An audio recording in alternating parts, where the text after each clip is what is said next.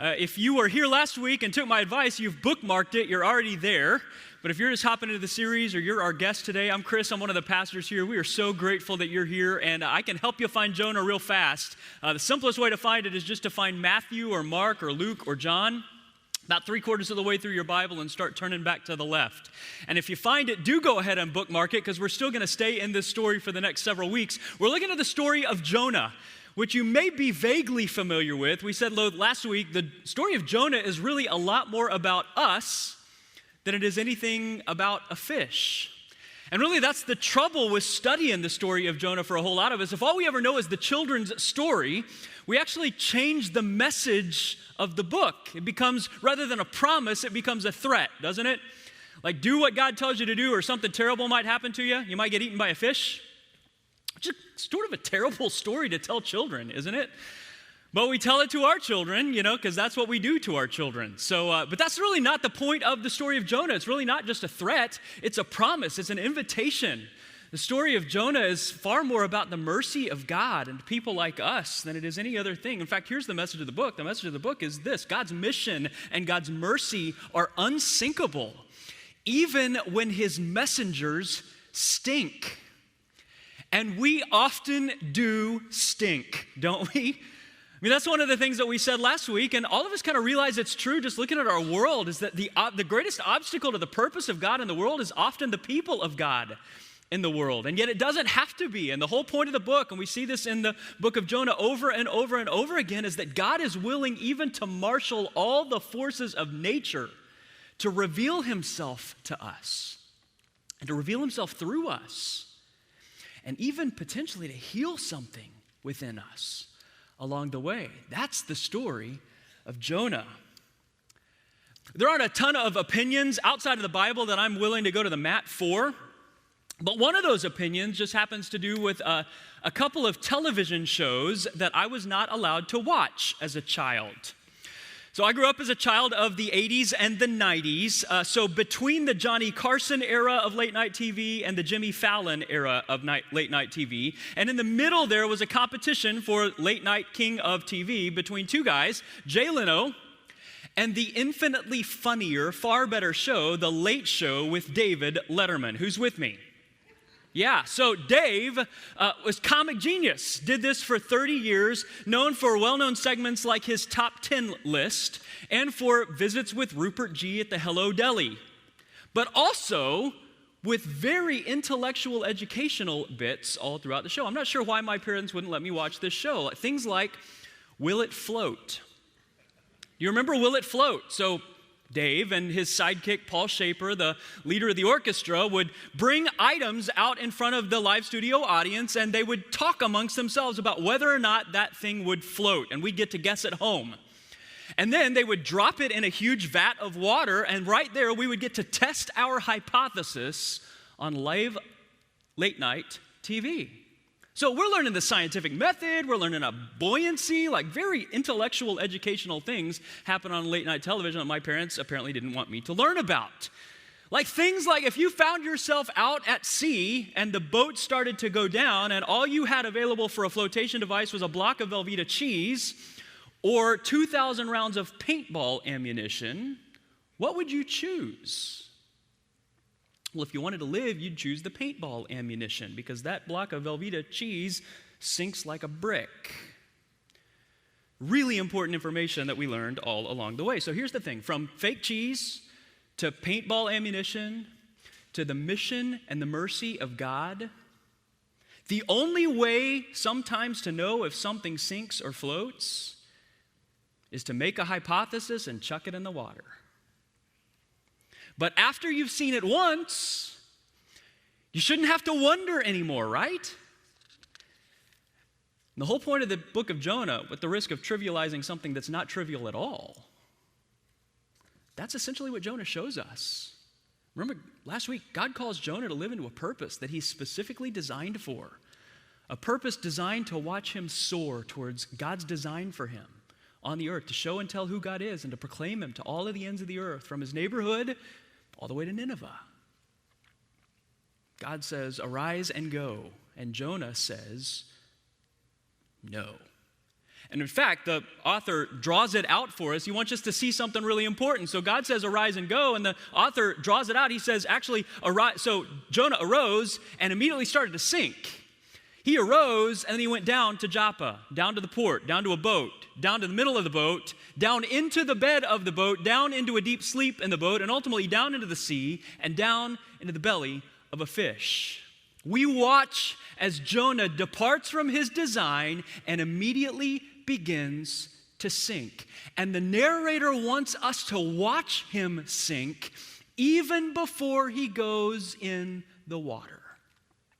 Because all along the way, there's an extension of God's mercy towards Jonah. At every turn, as he begins to see sinkage from his design, there's an offer of God to find his way back to life. And part of the reason the book of Jonah is there is to show all of us a life that sinks so that we can avoid it for ourselves. That's what we're going to see today. Look at Jonah chapter 1. Today I want to show you 3 big signs that we're sinking from our design even before we find ourselves in the water. The only way I know how to show this to you, to show you all of these layers, is just to read most of the chapter for us and then go back and talk about it along the way, because it's not like these 3 big things just show up consecutively. They're layered all throughout the chapter, and we see them all along the way. So that's what I want to do. God says to Jonah, go, and Jonah says no, and instead he goes down to Joppa and onto a boat that's headed right into the middle of the ocean, which feels like one of those decisions, doesn't it, that a whole lot of us have made over the course of our life that everyone looking in can see is a totally dumb thing to do, and yet for us in the moment it seems totally rational. You made decisions like that in your life? So right off the bat, God tells Jonah to do something and tells him to do it explicitly, and immediately Jonah says, no, I don't think I'm going to do that. And so in his disobedience to God, he thinks the most rational place for him to go is onto the middle of a cargo ship out in the middle of the deep, dark ocean. Like, that's dumb, right? Like, forget you, God, I'm going skydiving today. And yet, for whatever reason, that seems like a good idea for Jonah. Look what happens, verse 4. Then the Lord sent a great wind on the sea, and such a violent storm arose that the ship threatened to break up. So I love that detail that the author gives us there. He animates the boat.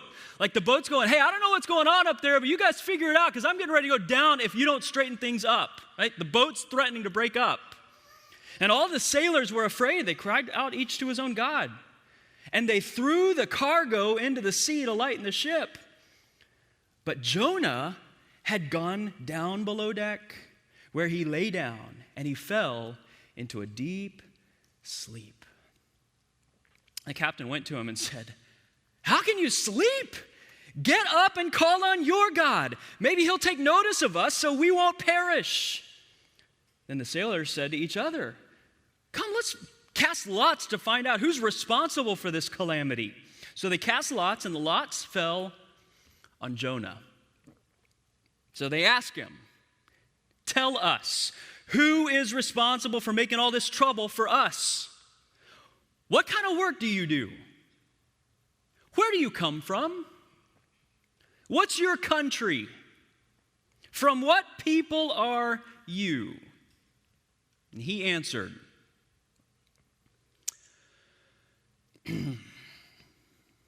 I'm a Hebrew, and I worship the Lord, the God of heaven, who made the sea and the dry land. This terrified them, and they asked, what have you done?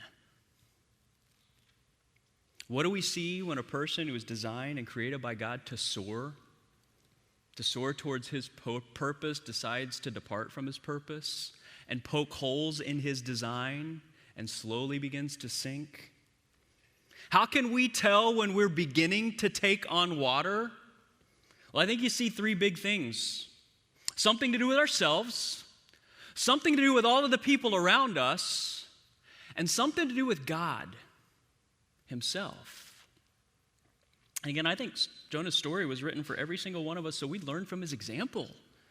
Not detour from our design, but also so that when we realize we have detoured from our design, we'd grab a hold of the hope life preserver that Jonah gets offered at every turn.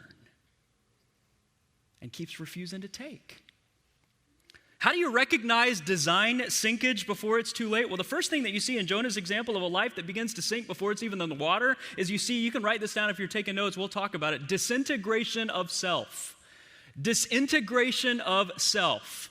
Now, if you spent time in therapy or you like to read therapy books or books by neurobiologists, they talk about this idea of disintegration of self a lot. But just for a second, let's us talk about it, okay? Just think about the word disintegration. In the middle of the word disintegration is the word integration, and there in the middle of the word integration is the word integer. So middle school, high school students, elementary school student, what's an integer? Do you know? What is it? It's a whole number. An integer is a whole number. Or we talk about integrity. So a person with integrity is a whole person. It's not a person that has a work self and a home self. This is who I am on business trips. This is who I am in private. This is who I am in public. This is who I am in small group. This is who I am in my marriage. It's a whole person. This is who I am, is a person with integrity. Okay, so think about this. Colossians chapter 1, for people that are fearfully and wonderfully made, designed by the designer of the universe, Colossians chapter 1 says, in him, talking about Jesus, he holds all things together. If that's true, that's important. Because what would we begin to expect when we make the decision of Jonah?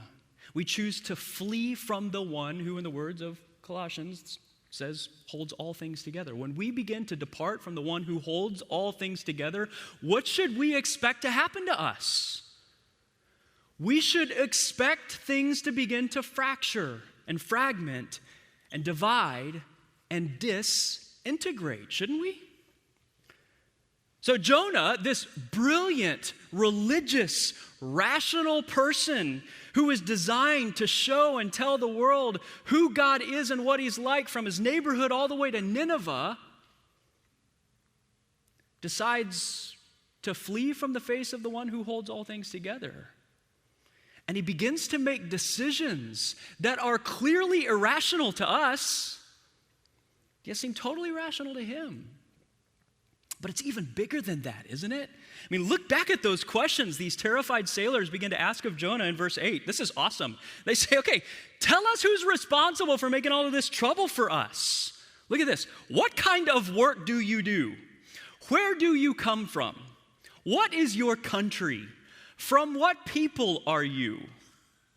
They say, Jonah, tell us your story. What kind of work do you do? What's the answer to that question? Jonah's vocation, he's called by God as a prophet of God to represent the perspective of God and the place that God sent him to go. That's his job. That's what he does. Where do you come from? What is your country? You know what Jonah could have said? He could have said Israel. He doesn't answer it that way. You know why? Because he knows what the problem is. You know what he says? Here's where I come from. He tells them, I'm a Hebrew. Hebrew means literally the one who crosses over the water. That's who we are, Jonah says, the people that I come from. People who have been called by God to live their lives in a way that gives explicit evidence of who God is and what he's like wherever they're sent, and everything they do, right down to what they wear wherever they go. That's the people of Israel. That's the Hebrews. This is a terribly inconvenient time for these people to be asking Jonah his story, isn't it? For him to be proclaiming his message and now living into his purpose, this is not the best time for that, because Jonah's design and his calling and his decisions and his direction are all moving in opposite directions, aren't they? Like his life and his identity and his purpose and his calling is fragmented and fractured and disintegrating before our very eyes. Disintegration. So think about this. We're always aware of this when it happens in other people. We're always aware of this when it comes to things that are designed for other purposes that have value. So think about your grandmother's fine china that perhaps you have in your house. You would never, ever think of using that fine china to hammer in a nail on the wall, because you know its purpose and you know its value. You would never take your brand new car and use it as a bulldozer because you know its design, you know its value.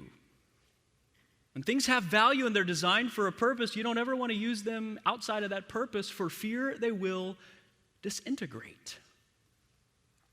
Why would we be surprised when the same thing happens in lives like ours that are designed on purpose, with a purpose, that have infinite value, when we decide to depart from our design? That's what Jonah begins to discover. And notice as these sailors are asking every single one of these questions, they're not presented as moments of self-condemnation for Jonah. They're presented as moments of invitation from God himself to extend mercy. All of those questions are opportunities for the light to come on for Jonah. When they say, "What have you done?" it's the perfect moment for Jonah to ask himself the same question. What have I done? And immediately to move towards them and back towards God's design for his life. But he doesn't. Because at this moment, even though the sailors wake him up, he's still really fast asleep. And even though at this moment he's still above the surface of the water, his life has already begun to break apart and sink. We can see it so clearly in his story. But I wonder if we see it in our own. And if we can see it in our own, I wonder if we've ever considered that it is certainly affecting the people around us. That's the second big thing that you see in Jonah's story. It's not just the disintegration of himself from his design, it's that it affects the people around him as well. If you're keeping notes, you want to write this down: destruction and detachment from others. You begin to notice this in Jonah's life, and it's staggering when you see it, the destruction of others and his detachment from others. This is a hard realization for some of us to ever see in our own life. We can see it in other people's lives, but especially in a highly individualized society like ours, we like to think that our relationship with God is something that's personal and private and only belongs to us and only really ever affects us. It's only ever a personal thing, a private decision, a private relationship between me and God that doesn't involve anybody else. As long as we're not hurting somebody, right? It's the highest value in our society. And yet, think about this. If God has explicitly designed us for others, and he has, to show and tell who he is and what he's like wherever we're sent, to abandon that design and his desire for us, it will always affect others. I mean, notice here on the boat with these guys, these sailors, they have a job, don't they? They're on a cargo ship. And yet when this storm comes into Jonah's life to get Jonah's attention, before Jonah's attention is even ever awake, these guys have already started chucking their livelihood overboard in order to preserve their life. Jacques Ellul is a French theologian. He wrote a book about Jonah, and he says this. He says, these Joppa sailors are pagans. In modern terms, think of them as non-Christians. But the lot of non-Christians and Christians is linked. They're in the same boat. The safety of all depends on what each does. They're in the same storm, subject to the same peril, and they want the same outcome. And this ship typifies our situation. They're on the boat alongside these sailors is someone who knows where to find hope, where to find life, who knows how to protect their livelihoods and to help them find safety. And what's he doing? He's not suffering with them. He's not struggling alongside them. He's not even praying with them. What's he doing? He's sleeping. There's some symbolism there, isn't there? It just strikes me all throughout this book. Everything in the book serves the purpose of God for which God has designed it. Does what God tells it to do. The sea does, it obeys God. The storm, the fish, later on the plant, they all serve the purposes of God. Only Jonah doesn't. So think about this. Why didn't God just have the storm talk to the sailors? Why didn't God just send a talking fish instead of a hungry fish? In the New Testament, Jesus says, I can make the rocks cry out and tell the world who I am and what I'm like. But I haven't designed them for that. I've designed you for that. To show and tell other people who I am and what I'm like, from your neighborhood to Nineveh and on every boat in between. It doesn't just affect us when we step outside of our design. It affects the people that God's placed us nearby on purpose and with a purpose from Him. Now, that doesn't mean that God's purpose depends on us. In fact, there's a way that look at this whole story that fills us with guilt and shame for all of the moments where we've missed on our design in the past and the people we've moved right beyond, detached and even destructive presence in their life. But that's not the point of the book. The point isn't about looking in the past. The point is about asking a question about the present and asking a question about the future. That's how God deals with Jonah in this moment. And the question is, are you going to be asleep or awake when God begins to move near you? When it comes to His design, are you going to find yourself inside the boat or outside of it? When you come to your senses and you open your eyes and you see what God's up to around you. So there's a sign of a sinking design in Jonah's self and towards other people around him. But there's one more sign too that you see here in Jonah as he runs away from God's mission and His purpose. In a lot of ways, it's the most serious. So you've seen disintegration of self, destruction and detachment from others. And the last one is this, a distorted picture of God. Distorted picture of God. So remember how this whole thing starts with Jonah? Jonah doesn't want to go to Nineveh because he believes that God will be irrationally emotional if he goes there. Doesn't he? Like, here's the thing, God, those people are evil, but I know who you are and I know how you work. And if I go over there and I proclaim who you are to those people and they decide to change their mind and turn towards you, you're going to get all love goggles for them and forgive them. And they don't deserve to be forgiven. You'll get irrationally emotional. So I've got to manage you and even manipulate your purpose to take myself out of it in the situation that I find myself in. And I believe, this is the way that Jonah's talking, that you're a God who is so distant that you won't notice the things that I do in the situations that I find myself in. So I can run from your face and detach myself from you, and maybe you won't even notice. That's the way Jonah behaves as if his God is. So you see the irony here? Jonah finds himself in a desperate situation, in a boat with a bunch of people who live towards their false gods, the exact same way that Jonah has lived towards the one true God. And the storm comes and the sailors assume, our God is irrationally emotional. One of the gods is angry, and we got to figure out which one it is and try to figure out a whole bunch of things to just calm him down so that we can survive and live the life that we desire. They start praying to their own gods, hoping to calm one of them down, and all the while taking matters into their own hands and chucking stuff into the ocean.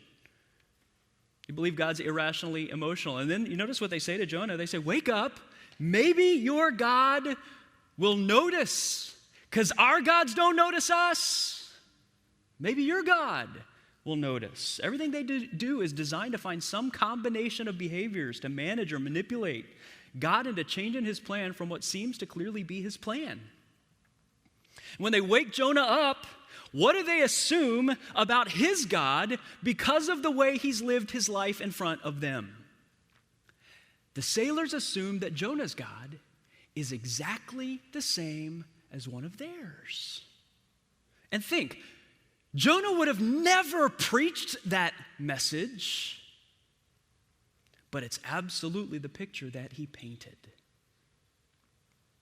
I don't know if you're familiar with Tom Curtis's Instagram account. Tom's an artist, I guess. His specialty is using Photoshop to create a real-life example of his children's drawings. Have you seen this? He had one of his children, I'll give you a couple of examples, had one of his children draw an image of a pig. And then he brought that image to life, right? And that's disturbing. Here's another one. Here's a drawing of a woodpecker. It's not a bad drawing of a woodpecker. but it's a little bit creepy in real life. Okay, one more with apologies to Her Majesty. Here's my favorite one. It's a picture of the Queen of England. It's horribly disturbing, is it not? Okay, so here's the question.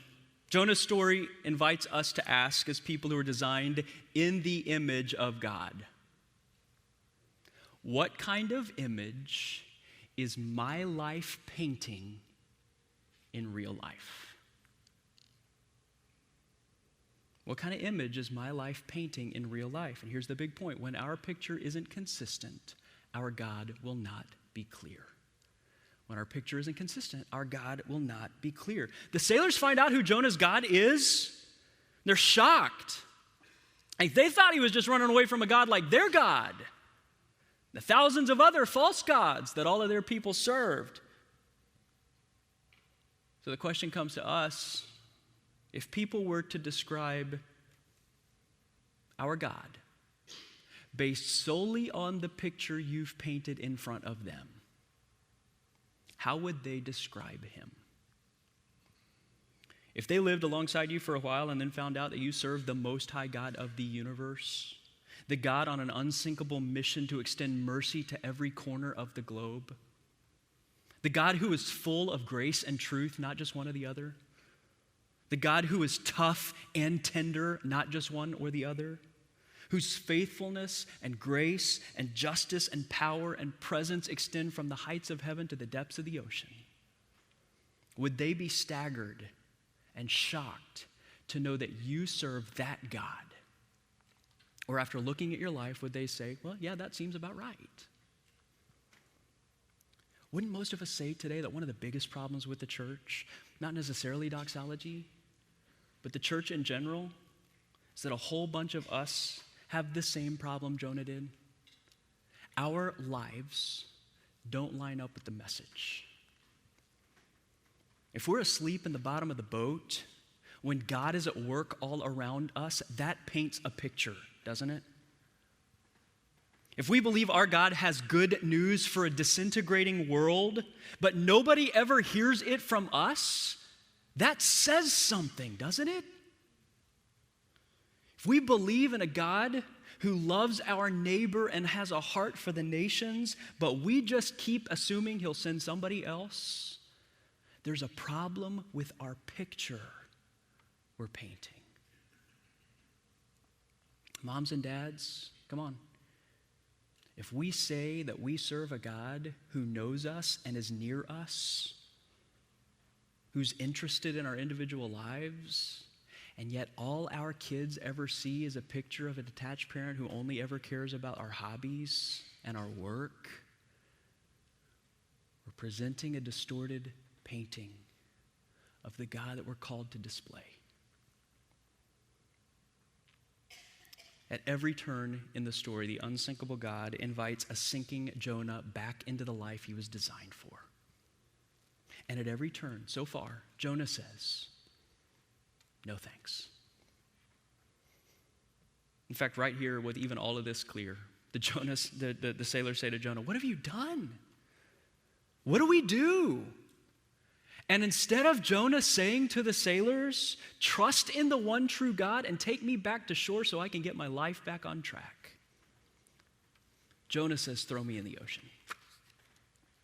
Just keeps doubling down on his desire to live apart from his design. And that may be your story right up to this moment today. Here's the good news for you and the good news for me. It's the good news for Jonah. It's straight out of his story. You will never be so far gone that the grace of God can't find you and reach you and restore you. Your story can change today, and your picture can get crystal clear from here. We'll see even more of that next week. But here's what I want to invite you into this week. Last week we talked about how God is calling all of us somewhere. He's at work in all of our lives and around all of our lives and through all of our lives, and we're all either running towards his purpose or away from it. I hope you did some thinking this week about what that might look like in your life. Here's what I want to invite you into this week. This week I want to invite you to be on the lookout for a place that you believe perhaps God is at work near you. And I want you to run towards where he's working. And here's what it looks like this week. Some place that you think perhaps he's working, I want you to do a random act of kindness that in a crystal clear way shows who Jesus is, okay? It doesn't even have to necessarily be a big thing. Just something that when it comes to your mind, you think, that's kind of crazy.